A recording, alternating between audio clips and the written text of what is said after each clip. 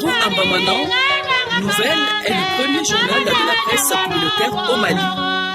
Il est né avec l'avènement de l'alphabétisation fonctionnelle, une politique de l'éducation non formelle de l'UNESCO. Kibarou a été l'un des produits phares de l'AMAP, l'agence somalienne de presse et de publicité.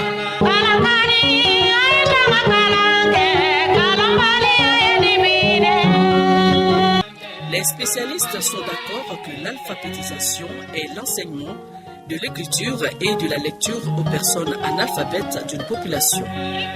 Ce n'est ni plus ni moins que l'acquisition des connaissances et des compétences de base comme la lecture et l'écriture dont chacun a besoin dans un monde en pleine mutation. C'est pourquoi l'UNESCO, l'Organisation des Nations Unies pour l'éducation, la science et la culture depuis sa création, le 16 novembre 1945, s'est fixé comme objectif la réduction du taux d'analphabétisme dans le monde. Le Mali, jeune État indépendant, intègre l'institution des Nations Unies avec l'ambition de s'approprier cet objectif, celui d'apprendre aux citoyens la lecture et l'écriture de leur langue maternelle, notamment ceux qui n'ont pas eu la chance d'aller à l'école conventionnelle. En application de cette résolution des Nations Unies, le Mali devrait donc s'engager à fond dans la lutte contre l'analphabétisme par la valorisation des langues nationales. Vous vous souvenez que ça a démarré avec la Première République. La deuxième a pris le relais. Et ma personne, en tant que ministre de l'Information, se devait, n'est-ce pas, de prendre toutes ses responsabilités et pour faire avancer le projet. Nous étions très convaincus que lorsque ce projet aboutira, le Mali ne sera plus comme avant. Donc nous étions convaincus, très convaincus que c'est une véritable révolution culturelle. Cette révolution devait conduire notre peuple. Donc, comme je l'ai dit tout à l'heure, à une société nouvelle, à barrer la route à l'obscurantisme, à éclairer tant soit peu cette population à 70-80% analphabète. Furadlan izini belebele jɔra Sanangɔrɔba. Mali ni Siniwa jamana ka bolodi ɲɔgɔn ma hukumu kɔnɔ. Oui, c'est alphabétiser, c'est apprendre à quelqu'un à lire et à écrire. Il faut bien un support pour fixer son savoir et son savoir-faire. C'est tout le sens de la naissance du journal Kibarou en 1972. Kibarou, c'est un symbole. Le symbole, c'est quelque chose d'important pour le Mali parce que c'est un organe quand même qui a fait connaître le Mali et qui a été créé à un moment où vraiment l'UNESCO entendait développer l'alphabétisation fonctionnelle. Il s'agissait de donner un support néo-alphabétisé. Le Mali avait fait de grands progrès dans l'alphabétisation. Il y avait des milliers de personnes alphabétisées, mais qui n'avaient pas de support de lecture.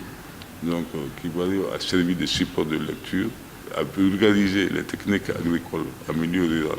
S'il y a eu un changement dans le milieu rural au Mali, c'est véritablement dû à Kibarou qui a apporté le changement, qui a donné les moyens aux gens d'apprendre comment changer leur milieu et comment faire des transformations pour l'amélioration des conditions de vie.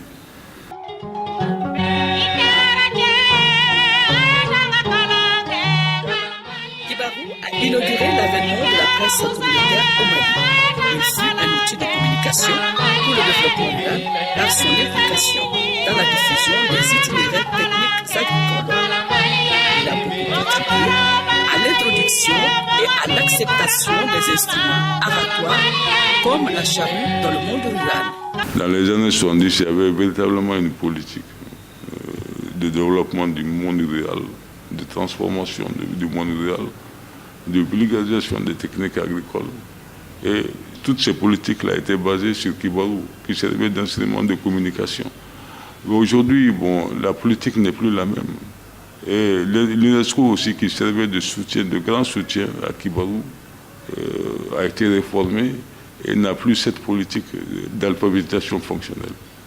C'est ce qui a fait le changement de politique au niveau de l'UNESCO, qui a apporté un grand soutien à Kibarou. C'est ce qui a fait que vraiment Kibarou a perdu sa vitesse de croisière, quoi. Le gouvernement malien, depuis les années 60, depuis l'indépendance, a pris cette option parce qu'il pense que c'est la meilleure stratégie pour permettre alors d'associer tout le monde, c'est-à-dire que tous les citoyens maliens, au processus de développement.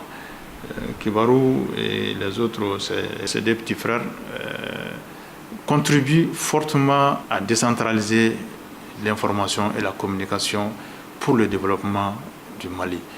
Et tout ce qui est publié dans l'essor, il y a une partie qui est traduite dans ces différentes langues, dans les 3 journaux.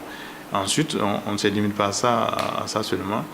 On a des équipes qui vont sur le terrain, qui font des enquêtes qu'on met dans les journaux. Les enquêtes concernent le monde agricole, la santé, l'éducation, l'environnement et beaucoup d'autres sujets.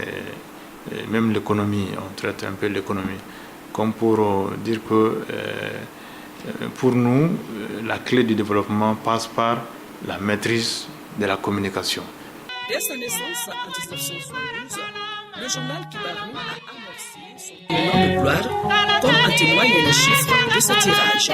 Mars 1972, 5000 exemplaires. Avril 1972, 6000 exemplaires. Mai 1972, 7000 exemplaires. Juin 1972, 8000 exemplaires. C'est fort de ce succès que le local Kibarou, 6 à Bozola, sera érigé par l'UNESCO en centre de formation des cadres de la presse rurale des pays africains, également comme le siège de l'association des réalisateurs de journaux africains.